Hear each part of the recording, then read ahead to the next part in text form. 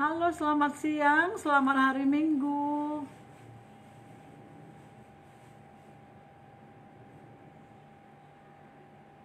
Bertemu kembali di hari Minggu ini. Kalau hari Minggu sengaja Ibu jam 1 ya, karena tadi pasti saudara-saudara mungkin ada mengikuti live dari gereja masing-masing.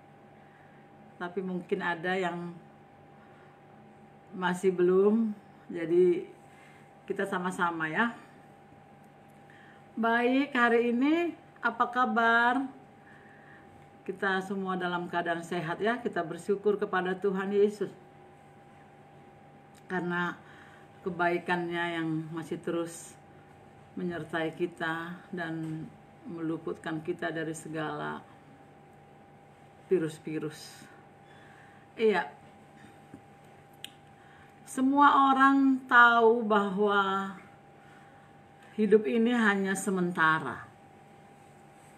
Ya, semua orang tahu bahwa tidak ada yang abadi di bawah matahari.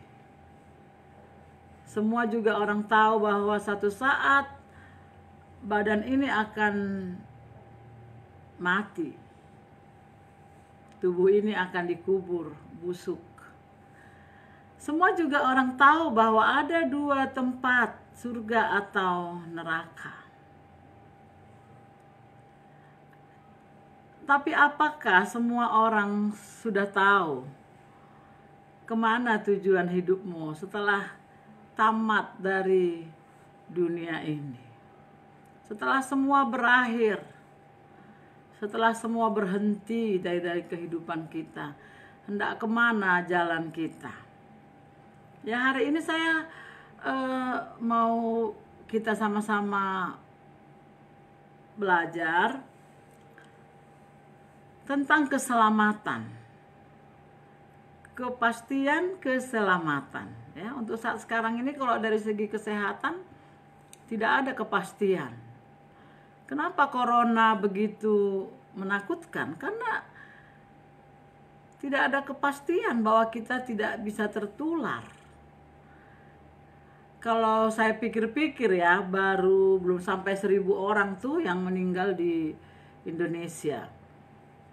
Kita pasti ingat peristiwa beberapa tahun yang lalu di Aceh ya, tsunami, ada 100.000 orang yang meninggal.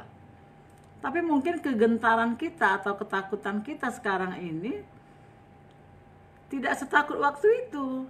Kenapa? Karena waktu itu kita tahu, oh kita aman, terjamin, kita jauh dari laut, jauh dari pantai.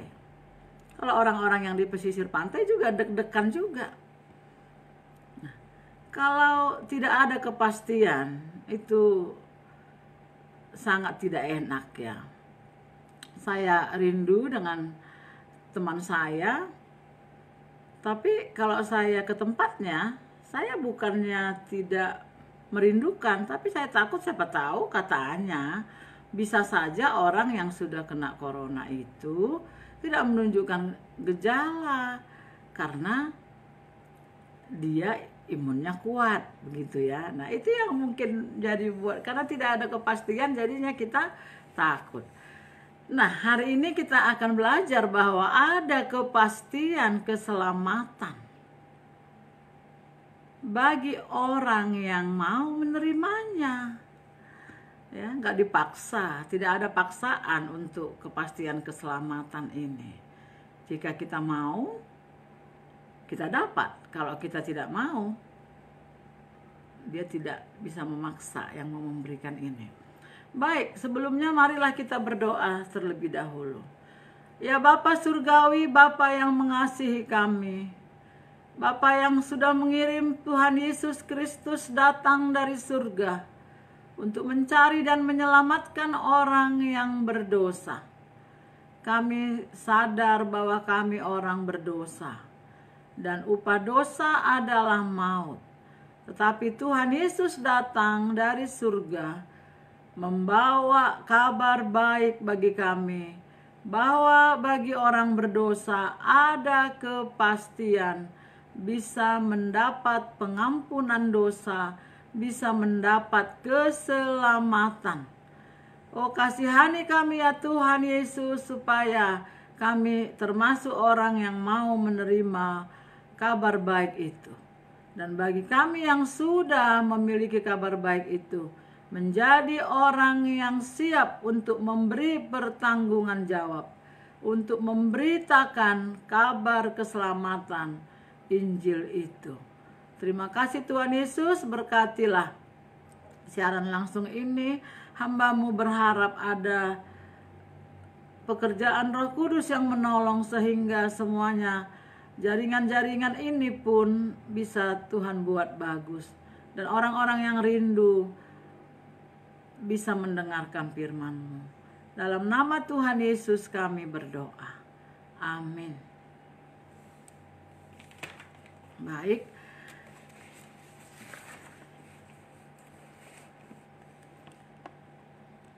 Apakah yang dimaksud dengan keselamatan?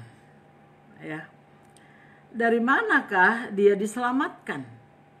Dan bagaimana caranya dia diselamatkan? Ada seorang yang sedang berenang. Ternyata dia tahu berenang sedikit, tapi dia tidak terlalu pandai. Dan ketika dia pergi ke tempat yang lebih dalam dan arus yang lebih kencang, dia akhirnya hanyut. Orang yang hanyut ketika berenang perlu diselamatkan. Bagaimana orang yang hanyut bisa diselamatkan? Apakah dia memerlukan teori-teori berenang? Saya rasa yang diperlukannya adalah seseorang yang bisa berenang dan yang rela menceburkan diri ke dalam air dan mengejar dia yang sedang tenggelam itu.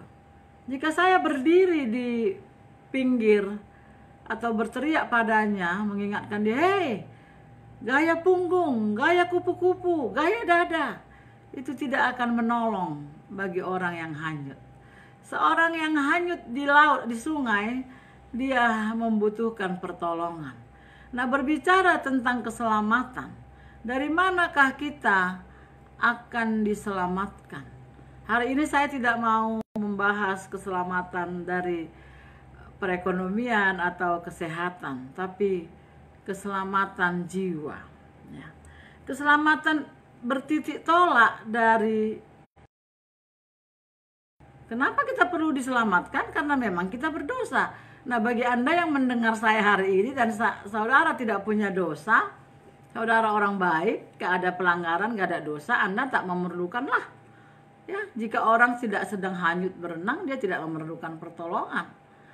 Tapi mungkin ada orang yang selalu merindukan atau menginginkan kepastian keselamatan, tapi dia belum mengerti. Ya. Dan dia mendapat banyak sekali teori. Maksud saya di sini adalah bagaimana dosa itu dapat diselesaikan. Nah, tadi orang yang berenang, yang hanyut di sungai, bagaimana dia bisa diselamatkan? Ada seseorang yang menolong dia. Dia tidak membutuhkan buku olahraga, buku kesehatan, ya, dia membutuhkan pertolongan. Demikian juga orang yang berdosa dapat diselamatkan jika dosanya diselesaikan. Hal penyelesaian dosa inilah yang harus kita mengerti supaya nanti jangan kita salah kaprah, ya. Karena ada orang yang mengatakan atau berpikiran bahwa perbuatan baik atau doa atau hukum-hukum, baptisan, gereja, bisakah itu menyelamatkan? Bisakah perbuatan baik menyelamatkan? Bukankah Adam dan Hawa dosanya cuma satu? Tapi upah dosa adalah maut. Jadi kita tidak bisa membandingkan diri kita, ya. Misalnya saya membandingkan diri saya dengan orang dari teman-teman dari Irian Jaya, saya kelihatan sedikit lebih putih. Tapi kalau saya pergi ke Korea dan membandingkan dengan orang-orang Korea, saya adalah ibaratkan kue yang di oven yang terlalu matang, ya. Maka dosa itu jangan dibandingkan. Jangan bandingkan dosa kita dengan dosa orang yang lebih menurut kita, ya, karena penilaian kita. Mungkin kita merasa kita lebih baik dari dia. Firman Tuhan adalah cermin. Kalau kita mau melihat diri kita, bercerminlah kepada firman Tuhan. Jangan bandingkan, aku lebih baik dari si Anu. Tidak. Nah, kalau kebaikan yang dibahas, kebaikan itu relatif. Baik di negara kita belum tentu baik di negara orang. Ya, orang-orang barat suka pakai sendok dan garpu kalau makan. Tetapi di satu desa ada orang yang merasa sangat jijik, ya.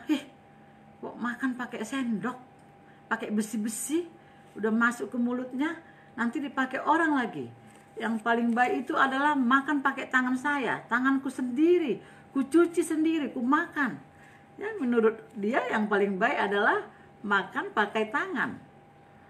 Menurut orang barat sana tadi, corok kali ya tangannya itu. Kukunya itu baru megang-megang tanah, ya. Mana yang baik? Dan tidak ada kebaikan yang sempurna. Tidak ada gading yang tak retak. Semua orang berdosa, itu yang dikatakan oleh firman Tuhan. Saya dan saudara. Jadi kebaikan, baptisan.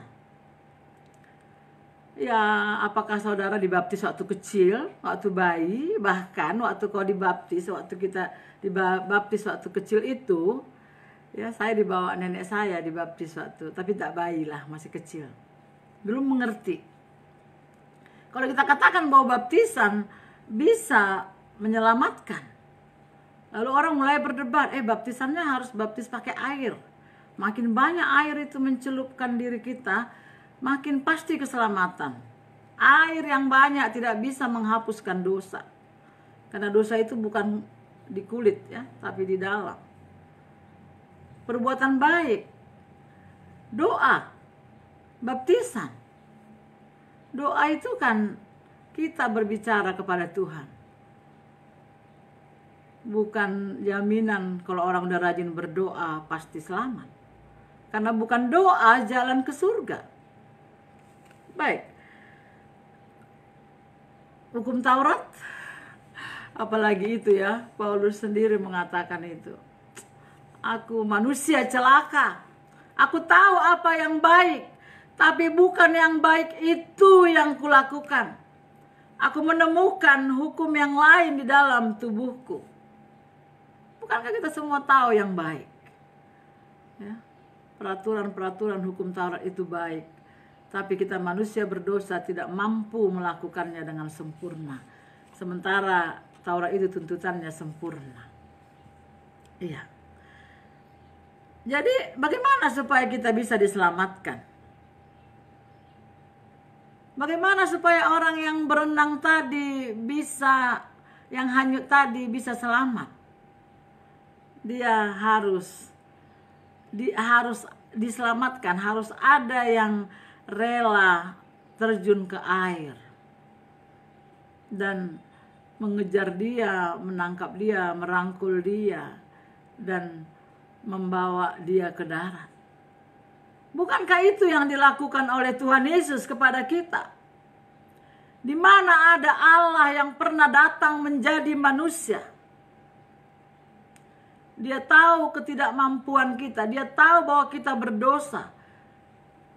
Dia datang, dibuat rupa nijolmai. Dia menjadi manusia berdarah berdaging. Hanya saja dia tidak berdosa. Keselamatan, kepastian keselamatan tidak bisa berasal dari diri kita. Harus ada yang menolong. Orang yang hanyut ini hanyut dalam dosa. Jikalau tidak ada yang datang menolong. Itu yang saya mengerti Allahnya orang Kristen. Seorang dosen membuat contohnya sederhana begini. Ada seorang kaya yang naik mobil bagus ya. Dia menutup semua kaca reben mobilnya. Dia di dalam, dia sangat nyaman. Tapi waktu dia melewati persimpangan jalan, dia melihat ada orang yang minta-minta di situ, orang miskin, anak-anak ya yang meminta-minta di situ.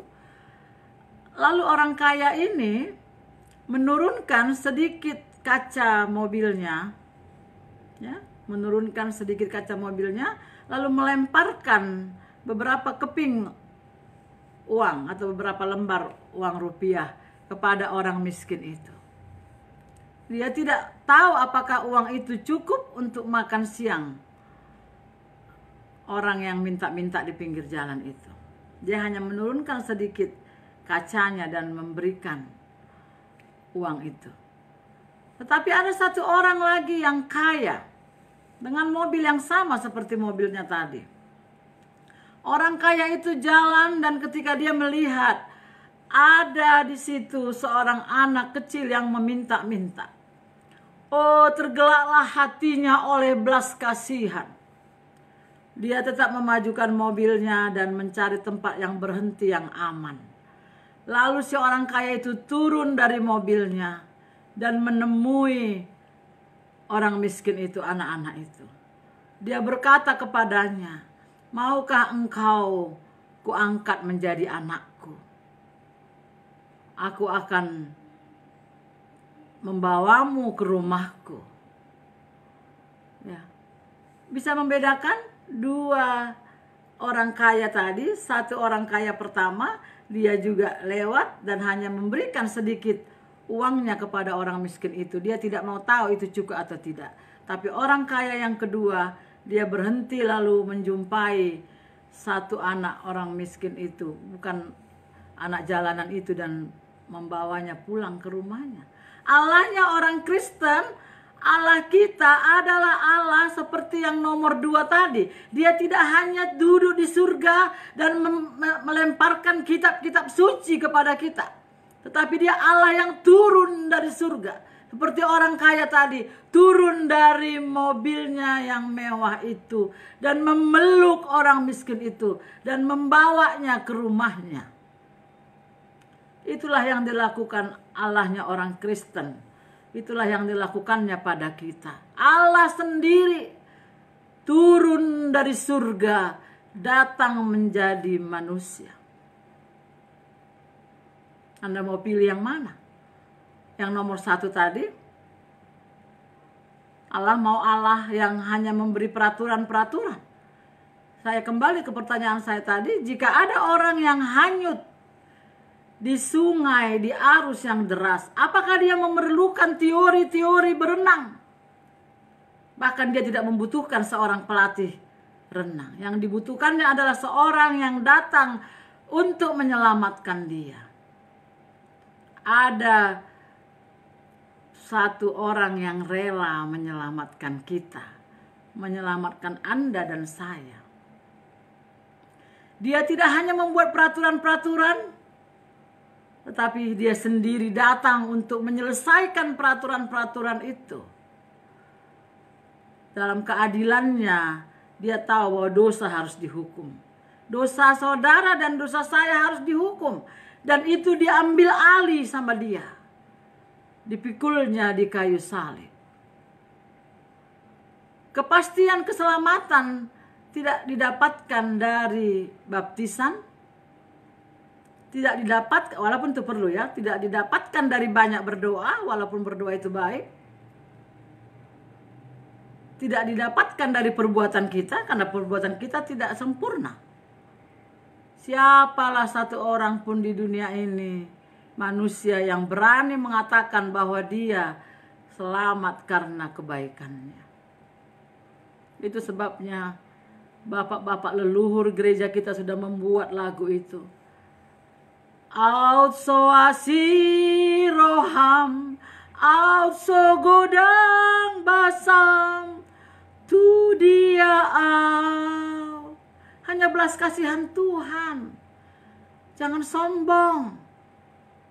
Jangan mentang-mentang sudah tahu keselamatan, kau enak-enak aja masak-masak terus di rumah. Kamu gak peduli tetangga rumah sebelah. Bukan saja tidak ada yang mau dimasak, tapi dia tidak tahu kemana dia jika dia mati. Yesus datang dari surga. Dia bukan Allah yang duduk di surga dan menjatuhkan Alkitab.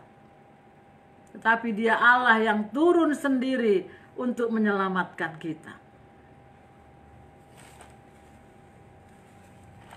Baik, mari kita membaca dari kitab Roma ayatnya yang kitab Roma pasalnya yang ke-5.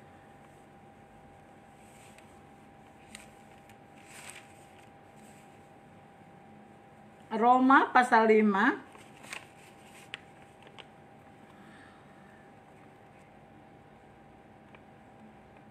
ayat yang ke-6, 7, 8, nanti seperlunya akan saya baca, tidak sekaligus ya. Roma pasal 5 ayat 6 mengatakan begini. Karena waktu kita masih lemah, Kristus telah mati untuk kita, orang durhaka, orang-orang durhaka, pada waktu yang ditentukan Allah. Saya ulangi, karena waktu kita masih lemah, Kristus telah mati untuk kita, orang-orang durhaka, pada waktu yang ditentukan Allah. Jaminan keselamatan tidak didapatkan dari yang saya sebut tadi pertama-pertama itu ya, baptisan, doa, tapi didapatkan di dalam Tuhan Yesus. Karena waktu kita masih lemah, apa artinya lemah di sini? Lemah berbuat baik, kuat berdosa. Itu yang kulihat dalam diriku. Kalau berbuat dosa itu bisa kuat nanti hidup kita ini. Waktu saya belum mengenal Tuhan Yesus, akulah itu. Durhaka ya. Dikatakan di sini keadaan kita waktu kita masih lemah, Kristus telah mati untuk kita, orang-orang durhaka, pada waktu yang ditentukan Allah. Orang-orang durhaka maksudnya di sini bukan semata-mata durhaka kepada orang tua, durhaka kepada Tuhan. Kepada mama aja durhaka sudah nggak baik. Sangat tidak baik, apalagi kepada Dia yang sudah menitipkan kita di rahim ibu kita. Ketika kita masih lemah, Kristus telah mati karena dosa-dosa kita. Disinilah kepastian keselamatan bisa kita dapat jika kita percaya sungguh-sungguh bahwa bukan karena kebaikan kita diselamatkan. Allah tidak memandang bulu. Semua orang berdosa dan Dia mati untuk menebus orang berdosa. Percayakah engkau? Kabar baikkah ini bagimu? Kalau saya secara pribadi tahun 88 ya, aku dengar ini. Waktu saya masih muda sekali, umur 16 tahun, aku kaget ya, dan merasa inilah yang kuharapkan. Karena ku coba pun semuanya, tetap tidak ada jalan keluar. Tidak ada kepastian, tidak ada tenang di hatiku, tidak ada damai sejahtera. Udah berjuang pun mau meninggalkan dosa, tetap tidak bisa. Tapi setelah aku mengerti, oh harus sampai ke sini. Kristus telah mati karena dosa-dosa kita. Kapan? Waktu kita masih lemah, waktu kita masih durhaka. Saya ingat ada seorang murid saya yang saya tanya, kamu Novita ya namanya, kalau saya, ya itu Novita. Kamu udah terima Tuhan Yesus nak? Lalu dia menjawab, nantilah Bu. Kalau saya tunggu baik dulu. Kalau orang yang hanyut tadi waktu berenang sudah keluar dari air itu, dia tidak membutuhkan lagi seorang yang bisa menolong. Barulah dia perlu dikasih teori-teori berenang. Ya, kamu biar jangan hanyut lagi, nanti kamu kursus cari guru renang. Kalau kita katakan, kalau aku udah baik baru aku terima Tuhan Yesus, kapan kamu baik? Kapan kita bisa baik? Tapi kalau kita sudah menerima Tuhan Yesus, maka dia sendiri nanti melalui Roh Kudusnya. Kita akan merayakan Roh Kudus kan sebentar lagi. Persyaratan untuk mendapatkan Roh Kudus adalah yang pertama, percaya dulu kita bahwa dosa dapat dihapus oleh darah Yesus. Kalau masih kau andalkan perbuatanmu, maka itu Roh Kudus tidak akan bisa kita terima. Kita lanjutkan ayatnya yang ke-7. Roma 5 ayat 7. Sebab tidak mudah seorang mau mati untuk orang yang benar. Tetapi mungkin ya untuk orang yang baik ada orang yang berani mati. Tapi ayat 8 ya jawabannya, akan tetapi Allah menunjukkan kasih-Nya kepada kita oleh karena Kristus telah mati untuk kita ketika kita masih berdosa. Jadi Tuhan Yesus tidak mati untuk kita setelah kita benar, tidak ya. Orang hanyut tadi, dari mana kamu akan diselamatkan? Dari dosa. Dan dia sudah mati ketika kita masih berdosa. Ketika kita lemah dan kita durhaka, Allah menunjukkan kasih-Nya kepada kita. Dikatakan di sini ayat 8, akan tetapi Allah menunjukkan kasih-Nya kepada kita oleh karena Kristus telah mati untuk kita ketika kita masih berdosa. Ketika kita, apa keadaan kita? Ayat 6, 8. Ketika kita masih lemah, ketika kita masih durhaka, Kristus telah mati untuk kita. Ada harapan untukmu sayang. Ada harapan untukmu dan untukku. Kalau Tuhan datang mencari orang yang baik lalu menimbang kebaikan kita dengan kejahatan kita, oh kalau kebaikan dan kejahatannya udah balance baru diselamatkan. Tidak, itu tidak Alkitab. Alkitab mengatakan ketika kita masih berdosa, ketika kita lemah, ketika kita durhaka, Kristus telah mati karena dosa-dosa kita. Begitulah Allah menunjukkan kasih-Nya. Sering sekali orang salah kaprah tentang kasih Allah. Kita berpikir kalau Allah mengasihi kita, maka kita punya uang emas yang bertimbun-timbun yang tak habis-habis. Alkitab tidak ada mengatakan itu. Kasih Allah ditunjukkan pada waktu Dia memberikan anakna nasasadai di nang mago ganup na porsea di ibana asa hanguluan nasa leleng ni lelengna. Maukah saudara memperoleh kepastian keselamatan? Datang sama Tuhan Yesus. Di rumahmu, di kamarmu, panggil Dia. Bagaimana Bapak Ibu dulu menikah? Saling menerima kan? Percaya kan? Begitu juga waktu kita menerima Tuhan Yesus, sudah mulai kenal, dengar, terima Dia. Dia mau masuk ke dalam hatimu, Dia mau mengampuni dosamu, jangan ragu. Kalau kita masih punya alasan, aku belum baik, itu karena kau meragukan bahwa Yesus bisa mengampuni dosamu.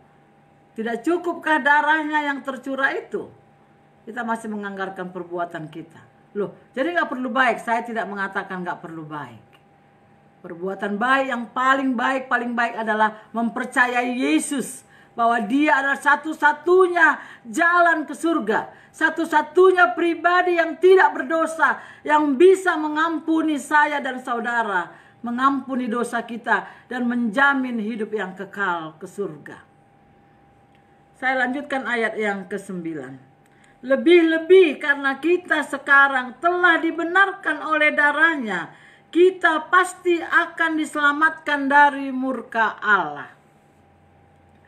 Kita pasti akan diselamatkan dari murka Allah. Tidak ada mudah-mudahan di dalam Tuhan Yesus. Tidak ada keraguan. Ada kepastian di dalam Tuhan Yesus, tapi bukan kepastian tanpa alasan.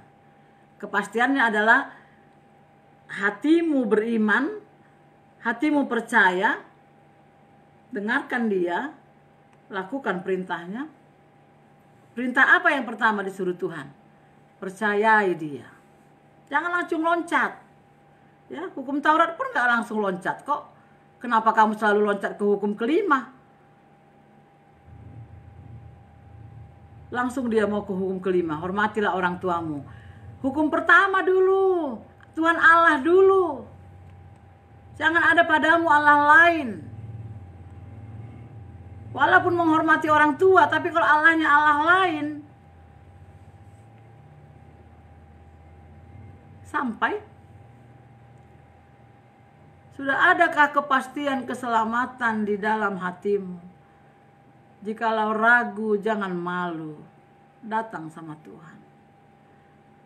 Katakan padanya, aku orang berdosa, aku mau menuruti perintahmu. Yaitu, perintah yang pertama itu, untuk hanya Yesus saja juru selamatmu. Tidak ada yang lain. Harta, kecantikan, nama baik itu hanya sementara, kawan. Kebahagiaanmu itu palsu jika itu di dalam dosa. Carilah Tuhan selagi Dia berkenan untuk ditemui. Dikatakan tadi bahwa ketika kita masih lemah, ketika kita masih berdosa, Kristus telah mati karena dosa-dosa kita. Inilah yang saya mau bagikan pada hari Minggu ini. Sebenarnya saya tadi sudah berkhotbah untuk jemaat saya. Tapi ada orang yang menginbox saya, Bu, kapan Ibu live boleh aku ikut? Nggak tahu ada dia di sini atau tidak ya, tapi saya siapkan ini. Tuhan Yesus mengasihi kita. Kita tidak tahu kapan dunia ini berlalu. Pasti berlalu kan? Nggak ada yang abadi kan? Tapi Yesus datang. Dia mengatakan ini. Saya suka sekali ayat 9 ini ya. Kalau tadi kita durhaka, jahat, dia mau mati untuk kita, ayat 9 muncul. Lebih-lebih karena kita sekarang telah dibenarkan oleh darahnya. Jadi tidak ada yang benar, tapi dibenarkan. Itulah kabar baik yang datang dari surga. Itulah kabar baik yang saya sampaikan padamu hari ini. Kita orang berdosa. Upah dosa adalah kematian. Tapi Yesus rela memikul hukuman atas dosa kita. Supaya kita yang mau percaya kepadanya akan diselamatkan. Marilah kita berdoa. Tuhan Yesus, sampai di sinilah hamba-Mu berbicara. Jika ada yang mendengar kasih-Mu yang begitu besar itu, dan dia merindukan kepastian keselamatan, kiranya Engkau melalui Roh Kudus-Mu mengunjungi dia ya Tuhan Yesus. Sehingga dia akhirnya datang kepadamu dan menerima Engkau. Dan mengatakan bahwa Engkaulah Tuhan satu-satunya yang harus dipuji dan dihormati. Karena Engkaulah satu-satunya Allah yang turun dari surga untuk mati mengampuni dosa. Oh Tuhan, ampuni dosa kami. Ampuni pelanggaran kami ya Tuhan, kelayasan kami. Di mana kami selalu mengandalkan kekuatan kami. Kami berpikir bahwa uang, bahwa gereja, baptisan, perbuatan kami sanggup menyelamatkan kami. Padahal semuanya tidak ada yang sempurna. Turunlah kiranya berkat-Mu ya Tuhan Yesus kepada setiap orang yang merindukan Engkau. Lindungilah kami ya Tuhan. Engkaulah yang menolong kami ya Tuhan Yesus, kiranya secepatnya ditemukan obat untuk virus corona ini, agar kami bisa sembuh. Terima kasih ya Tuhan Yesus, dalam namamu kami berdoa. Amin. Selamat siang, Tuhan Yesus memberkati.